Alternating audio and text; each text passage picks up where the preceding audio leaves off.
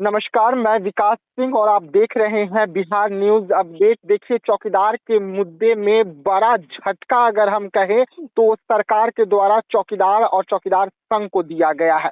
वैसे में इस मुद्दे पर बात करने के लिए हमारे साथ में चौकीदार समाज के नेता संत जी जुड़े हुए हैं फोन लाइन पर। संत जी, क्या कुछ हो गया? सरकार तो कह रही थी कि अध्यादेश लाएंगे, सब कुछ तैयार है, विधायक तैयार है, लेकिन अब जो सुनने में आ रहा है कि बड़ा झटका लगा है आप लोगों को।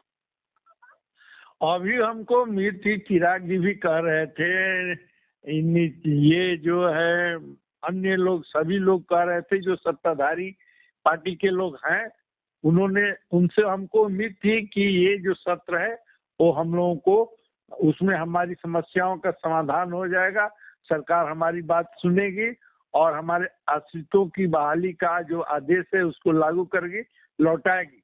लेकिन अभी 26 ये कल 27 को हमारी बैठक हुई, उसमें सर्वसम्मति से हम लोग निर्णय लिया कि हम लोग अब सरकार से सामने लड़ेंगे और ये दिखा देंगे कि चौकीदार की क्या शक्ति है। और जिस प्रकार हम लोगों ने 11/4 को हमारा जो आज की स्थिति है, इसी तरह से राबड़ी जी की सरकार ने हमारे आश्रित की बहाली का आदेश को खत्म कर दिया था। जी, हमने 8 दिसंबर को लालू जी से ये किया। उस समय पटना के डीएम थे, कहा कि लालू जी ये रेलवे मिनिस्टर हैं, आएंगे तो आपसे बात करा देंगे। फिर हम लोगों ने अपना ये प्रदर्शन किया 22 जनवरी को। उस समय भी लालू प्रसाद यादव जी से बात नहीं हुई, राबड़ी सरकार से बात नहीं हुई।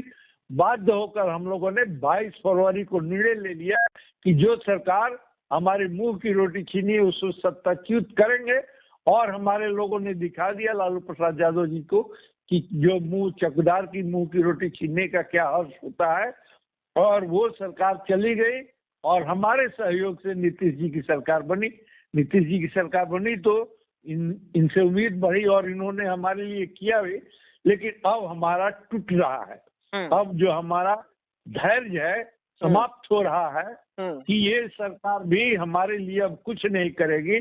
और हम लोगों ने तय किया है कि सरकार से आमने सामने लड़ेंगे, अपने शक्ति का एहसास कराएंगे और इस सरकार को भी दिखाएंगे कि चौकीदार की क्या शक्ति होती है। जिस प्रकार हमारी समस्याओं का समाधान नहीं हो रहा था और 25 नवंबर को नीतीश जी की सरकार बनी और हमारे बिना कहे हुए 7 दिसंबर को उन्होंने हमारे लिए चिट्ठी निकाल दिया। और वही हम कहते हैं कि यदि ये सरकार नहीं करेगी तो हम अपना शक्ति दिखाएंगे और ये सरकार नहीं करेगी तो अगली सरकार जो भी आएगी उसको बाध्य होकर के हमारी समस्याओं का समाधान करना पड़ेगा। लेकिन संत जी, लगातार आप पासवान समाज के जो विधायक है उनसे बातचीत कर रहे हैं, वहां से क्या नतीजा निकल कर सामने आ रहा है? क्योंकि सामने चुनाव है, 2025 का जो विधानसभा चुनाव है उसकी तैयारी तमाम पार्टियां कर रही है। वैसे में अध्यादेश ना लाना आप लोगों के लिए और आप लोगों को बड़ा झटका देना, ये तो सीधा सीधा सरकार आप लोगों को कह रही है कि हम आपकी बात को नहीं मानेंगे।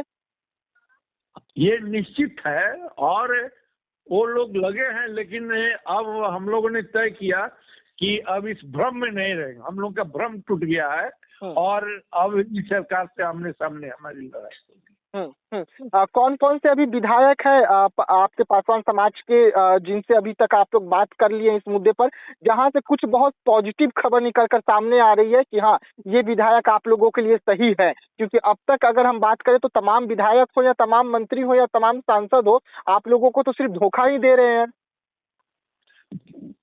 वो अभी तो आज भी ये हमारे लोग गए थे और हम भी गए थे वहाँ आपके यहाँ, ये चिराग जी का स्थापना में जी। और ये जो हमारे अरुण भारती जी हैं, उन्होंने स्पष्ट किया कि नहीं, आप लोगों का काम होगा, सरकार करेगी। लेकिन अब जो है हम लोगों का विश्वास धीरे धीरे टूट रहा है और क्योंकि ये तो मार्च है, मार्च में नहीं होगा तो ये इस सरकार में कभी नहीं होगा जी। इसलिए हम लोगों ने ये तय किया है कि अब हम भ्रम जाल तोड़ेंगे और जो भी हो, समाज का हो, जो भी हो, उसे हम लोग अपने सामने लड़ेंगे मतलब चिराग पासवान जी और उनके जीजा जी अरुण भारती जो हैं अभी भी कह रहे हैं कि हम नीतीश कुमार से बातचीत कर रहे हैं, सब कुछ सही हो जाएगा, हौसला रखिए। उन्होंने आज भी ये बात हम लोगों से कही, जी वो हम लोगों से उन्होंने आज भी ये बात कही, लेकिन अब जो है धीरे धीरे हम लोगों का जो है ये जो आशा था, विश्वास था, वो टूट रहा है। तो ये मान लिया जाए कि अब चौकीदार संघ जो है, बिहार चौकीदार संघ जो है, वो सीधा बिहार सरकार से टकराने वाली है, सीधा चुनौती पेश करने वाली है सरकार को। निश्चित। और ये यदि नहीं हमारा काम हुआ तो ये चुनाव में दिखाएंगे।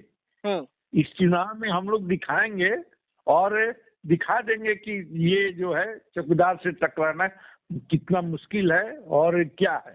ठीक है, बहुत बहुत धन्यवाद संजीव पूरी जानकारी देने के लिए। धन्यवाद धन्यवाद। आपके चैनल को हम हृदय से धन्यवाद देते हैं कि आप हमारे लोगों को हमारे संघर्ष में सहभागी हैं और हमारे लोगों को हमारा संदेश पहुंचाते रहते हैं। धन्यवाद जी, बहुत बहुत धन्यवाद।